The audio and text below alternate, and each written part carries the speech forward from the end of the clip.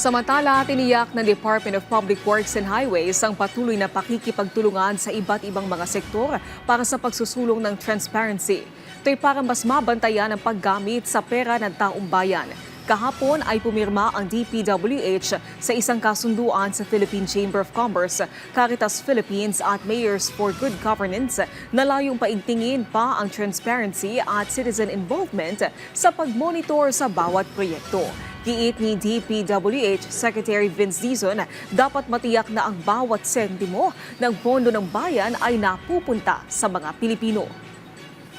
We need to ensure that every peso, every centavo of the people's money goes to them and not kung saan-saan na nakita na natin. So, salamat po muli Father Tito, Bishop Jerry for spearheading this. And tingin ko, sama-sama na po tayo ngayon with the private sector, with the LGUs, na napaka-importante po para sa ating Pangulo.